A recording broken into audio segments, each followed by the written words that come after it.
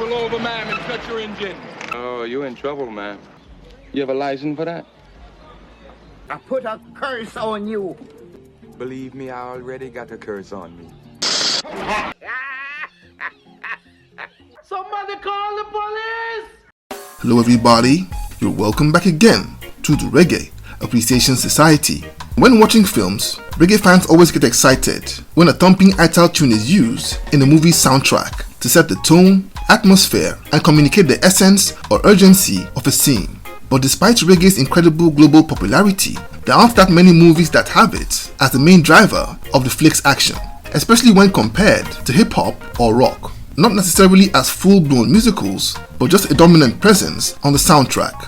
When the fans talk about classic reggae musical movies, that conversation is almost always automatically centered on 1972's The Harder They Come, starring Jimmy Cliff, and 1978's Rockers, with its super all-star cast of the genre's biggest superstars around that time, and sometimes 1980's Babylon, starring Aswad's founder, Brinsley Ford. This triune of films from reggae's golden era are considered the ultimate gold standard by reggae buffs. But what if I told you that arguably the greatest reggae movie, aside from those three, was made almost 10 years after reggae's golden era in the delightful Mighty Quinn, a thoroughly entertaining musical comedy starring American legends Denzel Washington and Robert Townsend at the very heartbeat of this caper, is been described on sites like Wikipedia or IMDb as a mystery action thriller. But the first time you watch it, the first few minutes let you know that this is without a doubt a whole lot more. It's indeed a murder mystery, comedy, espionage, and musical all rolled into one.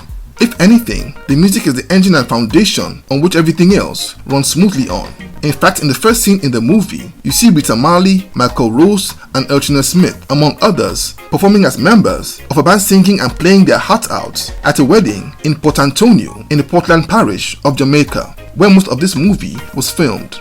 This film soundtrack is nothing short of brilliant and phenomenal, plus memorable cameos from reggae superstars, an exciting storyline, and some of the most beautiful depictions of sweet Jamaica and its culture ever put to film, and not to mention its awesome cast. But despite all these factors, this movie is never mentioned by reggae fans and remains an overlooked gem for several reasons, as we will see later in this video. But for now, let's take a look at the Mighty Quinn, the greatest reggae movie you never heard of. This movie was based on a 1971 novel named Finding Maubie, which AM Films acquired the rights to at the beginning of 1988 and hired Swiss director Carl Schenkel to make the movie, which would be set in Jamaica. The film is essentially about the mystery surrounding the murder of a wealthy American real estate developer right in the suite in his luxury hotel on the island. The local police chief, Xavier Quinn, played by young Denzel Washington, quickly finds that this case is way above his pay grade, as forces more powerful than he could ever imagine, which were made to understand control the whole country, have already decided that a man called Maubie is going to be the fall guy and already fingered as the man responsible for the murder, even before the investigations can start. The said Maubie, played by Robert Townsend, is a childhood best friend of Quinn, the police chief, but chose a path that saw him grow into the most notorious petty thief and scoundrel on the entire island, albeit a harmless one incapable of murder and universally loved across every ghetto in the land and celebrated as some sort of Robin Hood figure.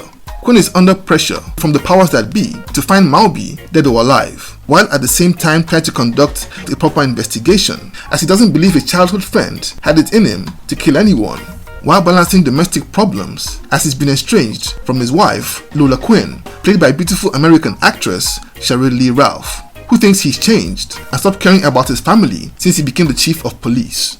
Cheryl Lee Ralph, whose mother is Jamaican and grew up partly in Mandeville, Jamaica, does a more convincing job of playing someone from Jamaica than Denzel Washington, whose accent slips several times in the movie. She was also very convincing as an aspiring reggae singer in the movie, as leader of a harmony trio in the mold of legendary I3s. And would you believe, her backup singers are none other than one half of Ziggy Marley and the Melody Makers in Sharon Marley and Cedella Marley. The movie has a colorful assortment of supporting characters, played by a wonderful mix of American and British actors like James Fox, who plays one of the big men and power brokers that run the island from the shadows, plus Norman Beaton, known for his role in British sitcom Desmond's as the governor of the island, who's merely a puppet, as well as Esther Roll, who plays Florida Evans in American 70s sitcom Good Times, who plays the dreaded local witch. It also has legendary Jamaican actor Carl Bradshaw as Coco Dick, a detainee or prisoner at Quinn Station who's been there so long that he's become part of the family among the cops and sometimes helps them in their investigations. And this is all shot against the stunningly beautiful backdrop of Port Antonio. The Mighty Quinn struggles to find the mercurial and elusive Malby while discovering bit by bit how massive and deep the international rabbit hole of this case really is, and also under immense pressure to solve the case as quickly as possible to protect Jamaica's reputation as a safe destination for tourists. And this is all happening with the exciting pulsating reggae tunes powering every scene and piece of action along the way. And just like rockers, the cameos of Jamaican reggae royalty pop up all over the place, like Tyrone Downey from the Wailers or Bob Andy, who plays an informant helping Quinn with his case. And needless to say, the soundtrack is incredible, with certified scorchers like Guess Who's Coming to Dinner by Michael Rose, John Public by Gregory Isaacs, a cover version of the Bob Marley song I'm Hurting Inside by Cheryl Lee Ralph with Sharon and Cedella Marley, my personal favorite, Giving and Sharing by Half Pint, Keep On Moving by UB40, plus Girl Watcher by Yellow Man, among other unforgettable tunes that I feel places among the top movie soundtracks of all time in my humble opinion. And before I forget, Tyrone Downey wasn't just a member of the cast, but served as chief producer of the soundtrack alongside Ann Dudley. The wonderful reggae tunes beautifully complements the action and lovely locations in ways that add up to an atmospheric and immersive ride of a lifetime, like a scene where Malby, who's the wanted man, shows up boldly at the beach while Quinn is swimming and a furious foot chase ensues while Keep On Moving by UB40 is playing with Ali Campbell on lead vocals. This movie took about 7 months to shoot, and filming ended in December 1988 and finally released in February 1989 to wonderfully positive reviews from critics who gushed over the movie's storyline, cinematography, music, and overall entertainment value. But despite all these amazing reviews, this movie was far from a commercial success, like Rockers or The Harder They Come eventually became, most likely due to the studio's attempt to market it in multi-niche categories of light-hearted mystery, body comedy, and espionage adventure all rolled into one. And more tellingly, I believe the biggest error was the failure to market it to the niche audience of reggae faithfuls, who I can bet would have powered it to big numbers at the box office. To the average moviegoers and non-reggae fans, it was just another Hollywood movie starring a then unknown Denzel Washington, but the impact on reggae buffs would have been massive. But marketing tactics aside, it still lacked the gritty raw tone and feel of movies like Countryman, with its glossy and colorful depiction of Jamaica and its culture.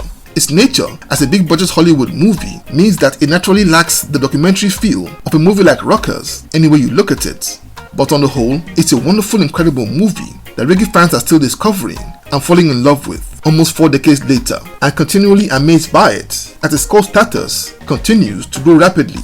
It's an overlooked treasure and all-time classic with a spectacular compilation of musical bangers in a wonderful soundtrack. It's one film I highly recommend and is available on streaming networks all over the internet. Even though it was made by Hollywood, it was produced and created from a viewpoint and perspective of utmost respect of Jamaican culture and artistic excellence, rather than simply a vehicle for exploitation. And that is saying a whole lot. So there you have it. Thank you for watching this video today. Please leave a like, subscribe, and until next time, God bless.